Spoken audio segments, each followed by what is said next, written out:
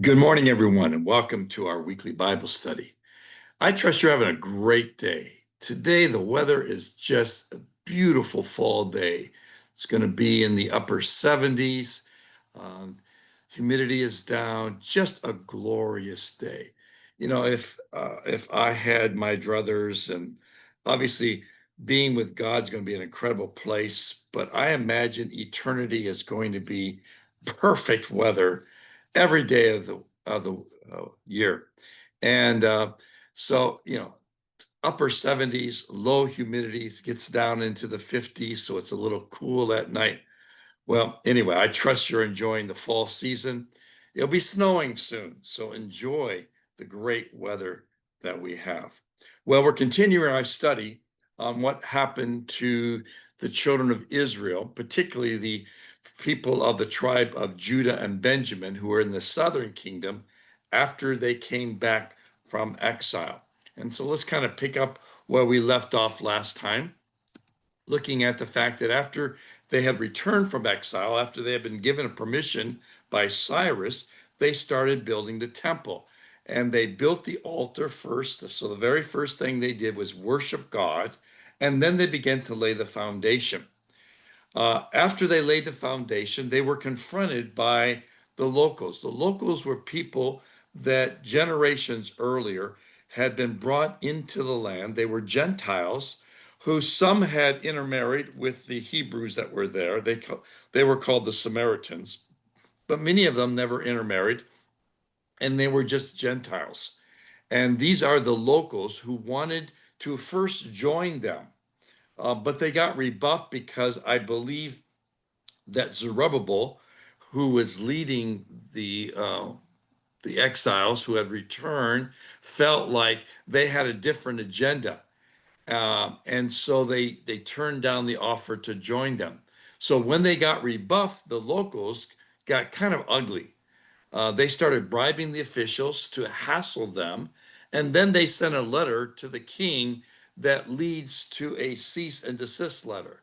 What's a cease and desist? Stop the building, stop the refurbishing and rebuilding of the temple. And so that's kind of how we ended it there. After 10 years, God sends two prophets to the people, Haggai and Zechariah, and the purpose they had was to motivate them to return to building.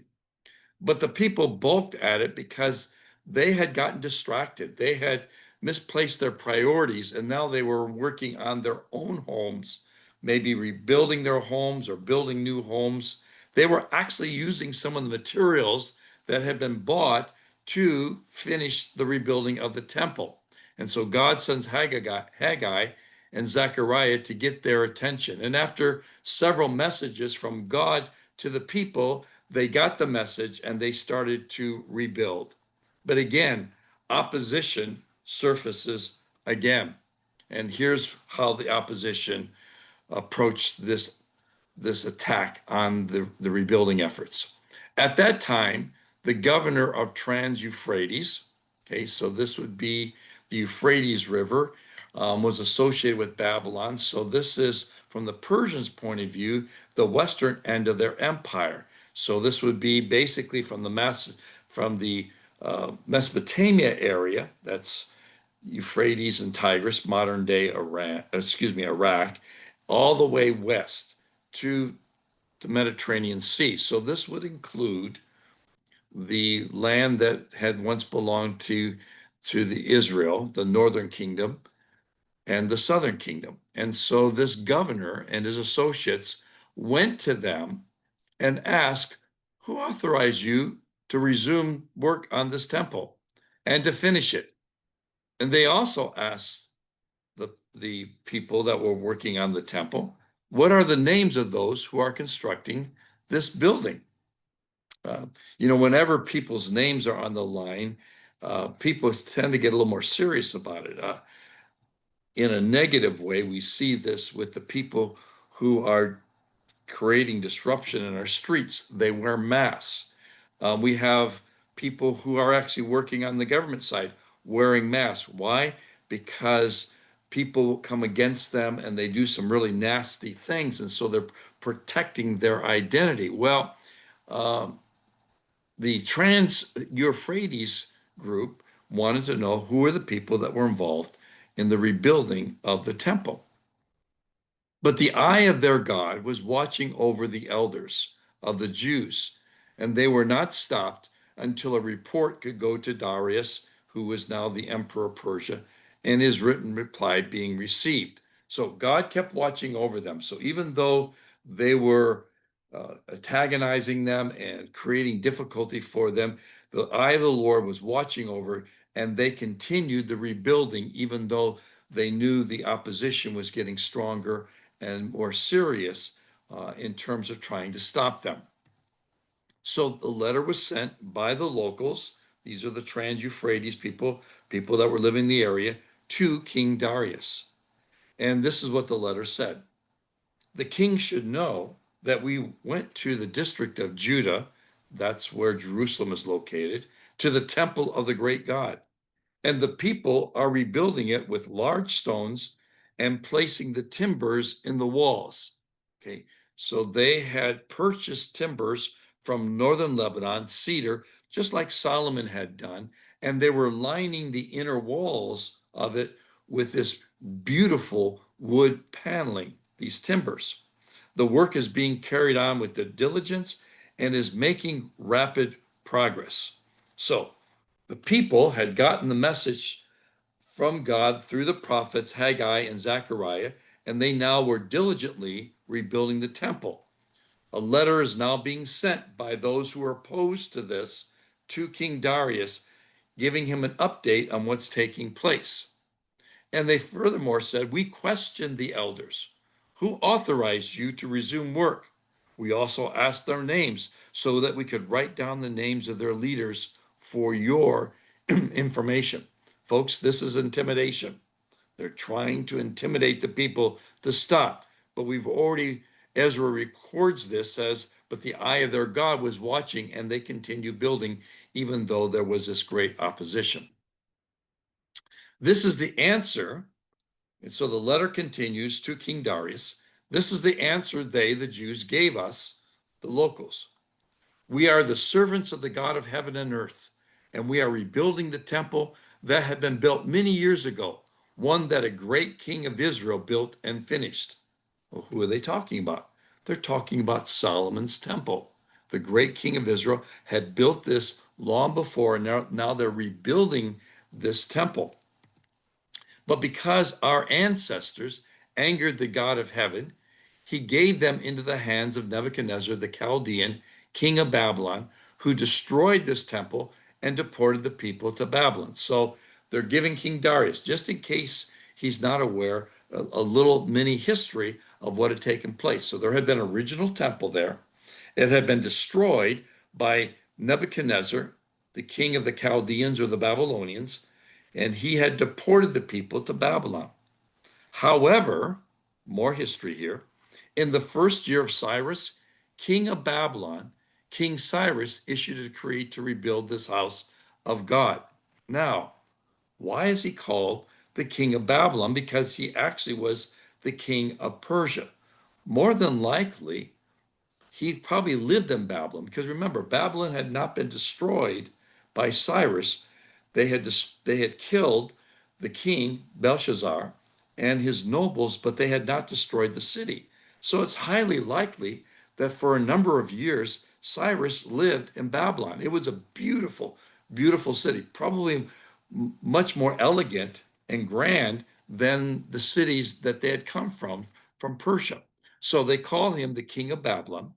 This king Cyrus, he had issued a decree to rebuild this house of God. He even removed from the temple of Babylon the gold and silver articles of the house of God, which Nebuchadnezzar had taken from the temple in Jerusalem, and he had brought them to the temple in Babylon. So what had Nebuchadnezzar done when he had destroyed the temple and deported the people? He had taken much gold and silver and articles of the house of God, and he had brought them where? He had brought them to an idol, a temple within the city of Babylon. Now we know that when Cyrus issued the decree, he takes these articles and he returns them back to the Jews. And let's read this because that's exactly what the letter says. The King Cyrus gave them back to us to take and to deposit. So he had returned to the Jews the gold and the silver and the articles from the temple that Solomon had built in Jerusalem.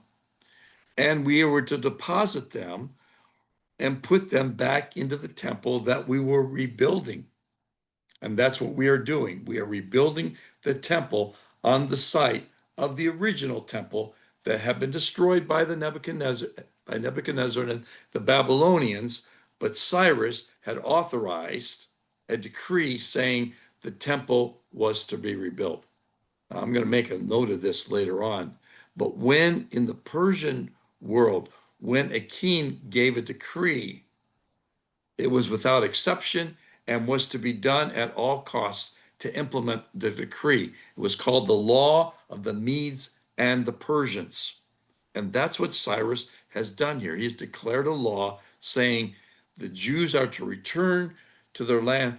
They are to rebuild the temple that had been destroyed by the Babylonians and Nebuchadnezzar. And we're going to give them the artifacts that were in that temple back to them. So they continue the story. Remember, this is a letter that's being written, kind of giving the background to what had happened. Remember, this is the second letter. An earlier letter had been sent years earlier, indicating that that Jerusalem had been a troublesome, a city of sedition, and was always difficult and didn't really cooperate with their captors. And because of that, an order had been given to stop the building. Now they had resumed the building, and a second letter is being written, basically trying to shut them down again. Okay. But the Jews are saying, listen, you didn't read the full history. Well, let's get to that in just a moment. So the foundation of the house of God in Jerusalem has been under construction, but is not yet finished. Now, if it pleases the king, let a search be made to see if in fact King Cyrus did issue a decree. That's what the Jews are telling us. And so the locals are saying, go back and search the archives a little bit more to see if you can find that decree to rebuild the house, and then send us your decision. So again, so we're not confused here. Early on, over 10 years earlier, a letter had been sent to the king of Persia saying, the people are rebuilding the temple and rebuilding the city. This city has a history of sedition and opposition and rebellion against whoever tries to control it. But they didn't give the complete story. They only told part of the story. Was it true that they were difficult people? Absolutely. And when they went and searched the records and the archives, sure enough, it had been known as a difficult city. It constantly was rebelling against those who were trying to collect taxes or tribute from them because supposedly they were uh, captives of whatever the empire was. Now they had resumed the rebuilding of the temple after the prophets had come and encouraged them to start doing it.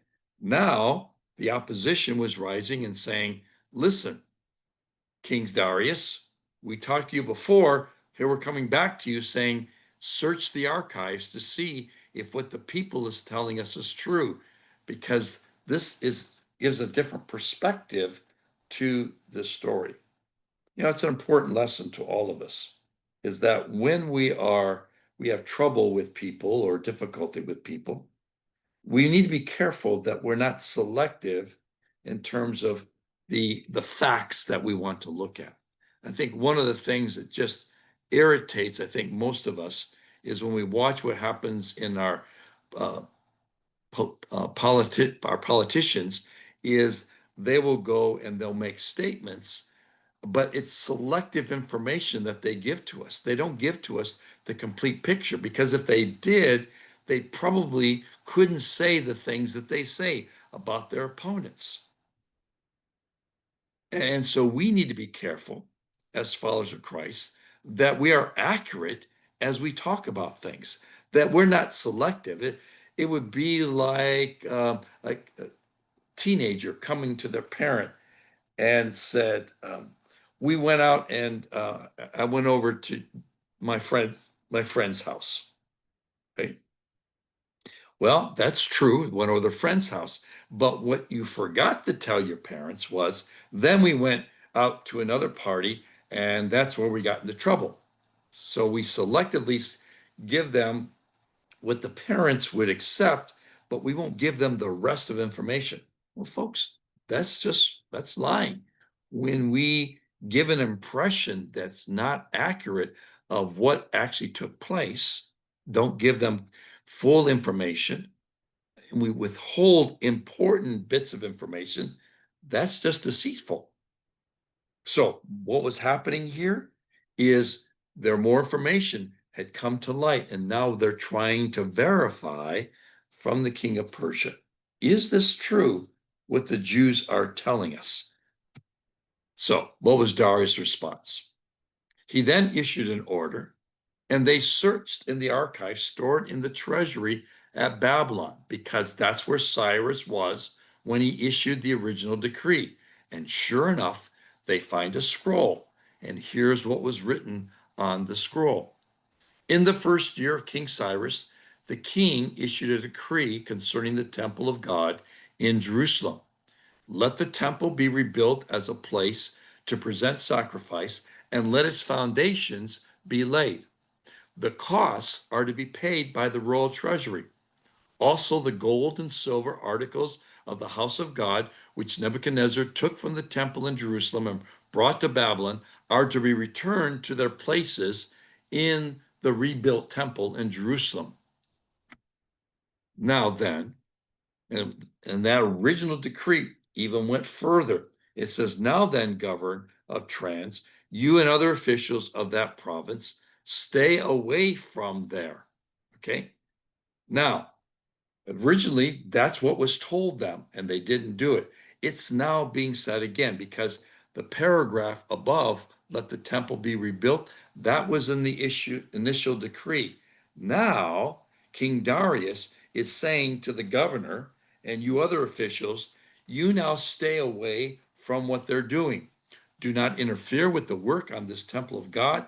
Let the governor, that would be Zerubbabel, of the Jews, and the Jewish elders rebuild this house of God on its site. So Darius is reaffirming what Cyrus had said years earlier. Moreover, I hereby decree what you are to do for these elders of the Jews in the construction of this house of God. Their expenses are to be paid fully out of the royal treasury from the revenues. Oh, this had to hurt, out of the province, out of the Trans-Euphrates province. So they had income that was coming in, tribute that was being paid to them. Some was going to kind of the capital and to the king. Others were staying in the regions. He says, you have revenues. You too are to help with the reconstruction of the temple so that the work will not stop. Whatever is needed, young bulls, rams, male lambs for burnt offerings to the God of heaven, and wheat, salt, wine, and olive oil, as requested by the priest in Jerusalem, must be given them daily without fail. Wow, he's coming down. Not only is he saying with Cyrus instructions there, but he's now giving them very, very clear. So there's no ambiguity. You are not to interfere. In fact, not only are you not to interfere, you actually are to assist them. Folks, this is finding favor with your captors. Finding favor. You must have given them daily without fail, so that they may offer sacrifices pleasing to the God of heaven and pray for the well-being of the king and his sons. What king? To the Persian king. that they understood that they prayed for their captives. They prayed for those that were over them, that they would be people of righteousness. This has always been what God desires, even when we're in dire situation. Paul said the same thing in the New Testament, talking about the Roman authorities who are anything but godly. And he says, pray for them, that they would continue to bring peace. Now, was that prayer answered always? No, because sometimes Rome, especially after Nero, got really nasty with the Christians. But the heart of the people is to pray for those that are in authority. So we have the same idea that we know in the New Testament now being shared here, even in the Old Testament. Well, let's continue. So, furthermore, as he's wrapping up his letter, I decree that if anyone defies this edict, a beam is to be pulled from their house and they are to be impaled on it. Wow. And for this crime, their house is to be made a pile of rubble. May God, who has caused his name to dwell there, overthrow any king or people who lifts a hand to change this decree or to destroy this temple in Jerusalem. The Persian king said this. He said, this is how serious I am. If you guys don't stop the opposition, there are going to be consequences, drastic consequences. And that if there's anyone who tries to overthrow, basically they have to deal with me. They have to deal with me. Thank God for his favor. Thank God for his favor. I, Darius, have decreed it. Now let it be carried out with diligence. Then Ezra goes on and he now gives the consequence of that decree. So this is now Ezra telling us the story. Then, because of the decree of King Darius that had been sent, it was carried out with diligence. So the elders of the Jews continued to build and prosper under the preaching of Haggai the prophet and Zechariah. They finished building the temple according to the command of God of Israel and the decrees, the original decree of Cyrus and the subsequent decree of Darius, kings of Persia, and the temple was completed. Now we know from Jewish history that it was completed in 516 BC. So it took some decades from the time that Cyrus issued the decree till the temple was finally rebuilt. Then Ezra continues giving us understanding of what happened. Then the people of Israel, the priests, the Levites, and the rest of the exiles celebrated the dedication of the house of God with joy. Now, interesting. The last time we saw them celebrating, there was also weeping taking place. Remember when the foundation was laid, there were the old timers who were really despondent because it didn't look anything like what they thought it would, particularly because they had seen Solomon's temple.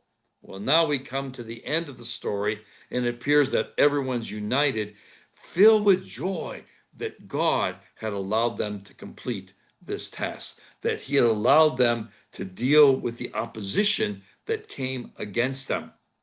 And God had used not only Cyrus to begin this effort, but also had used Darius so they could complete the effort. Again, the law of the Medes and the Persians, everyone took it seriously. Now, in the future, when we talk about Esther, we're going to talk about the law of the Medes and the Persians again and how important that was. But here we see that everyone, when they got a decree, okay, when the king issued a decree, everyone took it seriously because everyone within the empire had to do everything in their power to implement what the decree was. And it worked. And God's people were able to finish. Now, as we close today, what are some lessons that we can learn? Well, first of all, that God is sovereign. God is sovereign. He used people that were not God-fearing people. I've listed one here, Cyrus, in terms of getting the project started, but he also used Darius to help finish the project. These are not God-fearing people, but God used them. He's sovereign. He's in charge of the affairs of the nations. You say, well, why do bad things happen? That's because we're bad people. Our nature is not towards God, it's away from God.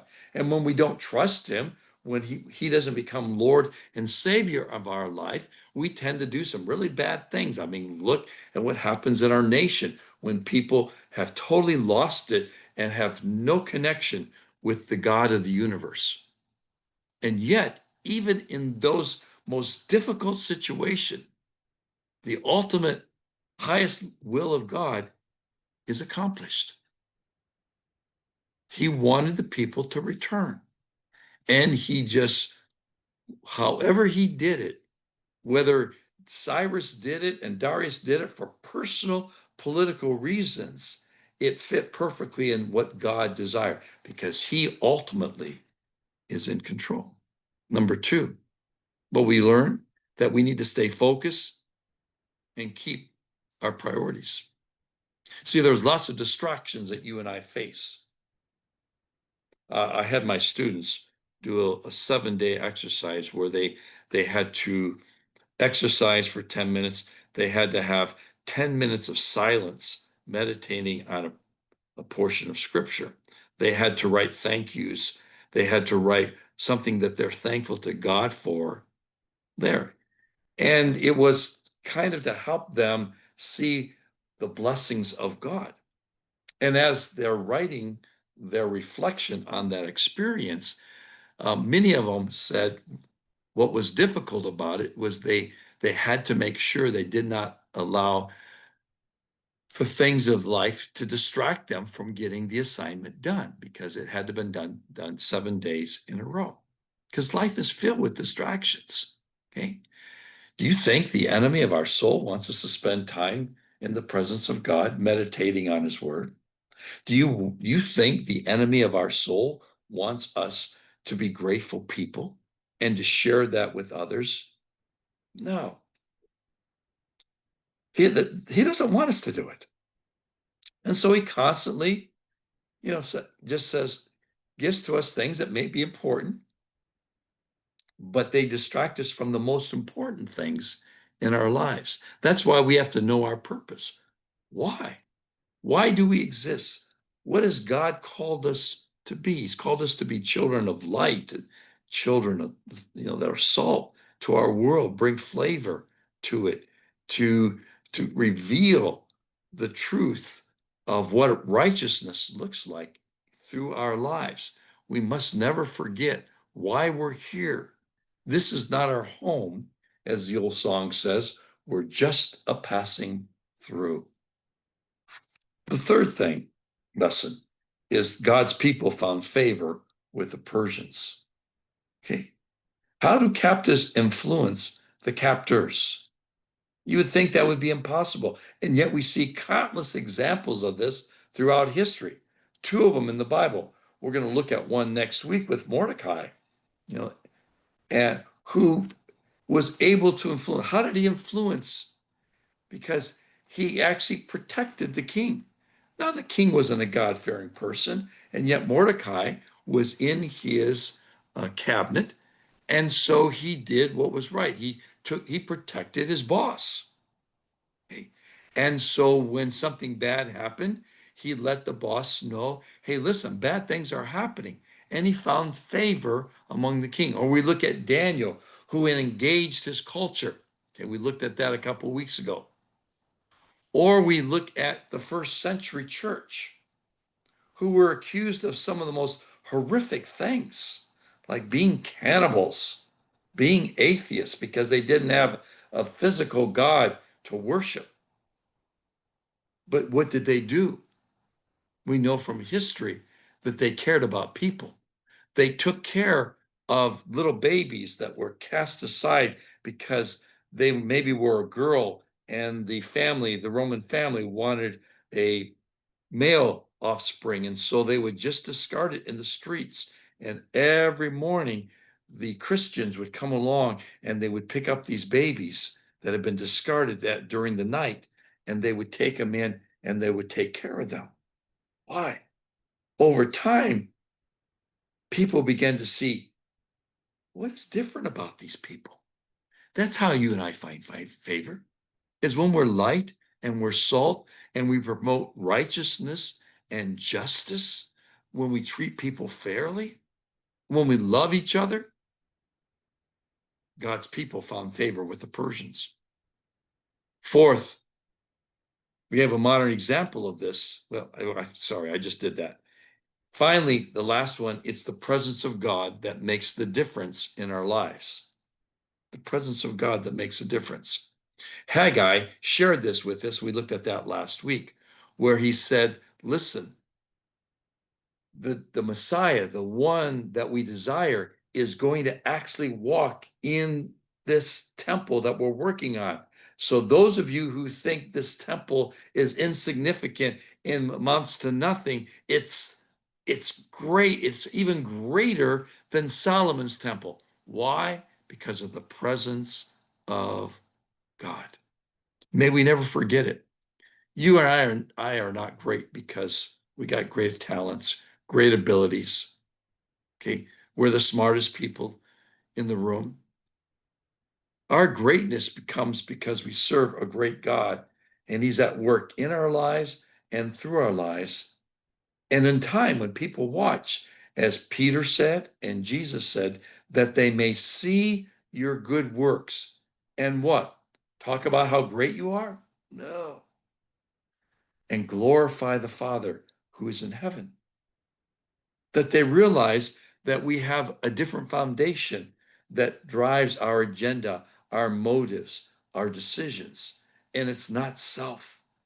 See, when you do things out of self, it becomes clear how selfish you are. And people don't care, even in the world, don't like selfishness, even though we have a tendency to be selfish.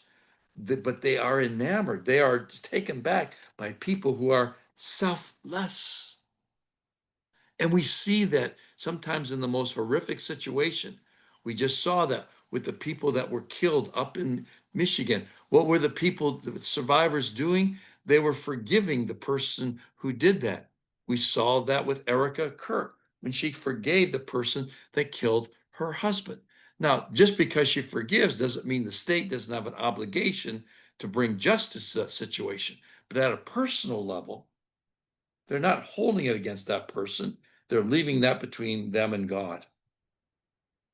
They forgive. And folks, when you forgive, people take notice because it's not natural in this world's eyes. And so we see here in this, the exiles returning, these incredible truths about the sovereignty of God, staying focused on the important priorities, realizing that if we live a life of light to the world, that we find favor even with the world around us, and that it's about the presence of God that really, really matters. I pray that as we've been going through the study, that God has spoken to your heart and has encouraged you to think about your own life, because we don't live in a hostile situation. We live with people who are hostile towards Christians, but we don't live like they did with the Persians in control, or the first century with the Romans in control. And yet there is an enemy who's out to destroy us. What is our response? Love. Love God. Love others. Go the second mile. Pray for your enemies. Folks, that changed the first century. It changed the environment that even the captives, the Jewish captives, had with their captors. May we learn it's not by might nor by power, but it's by the presence of God, the Spirit of God, that makes the difference. Father, again, thank you for your word. Thank you for its practical application in our lives. Keep my friends safe as we look to you as our creator and the lover of our soul. In Jesus' name, amen. God bless you. Everyone have a great great day.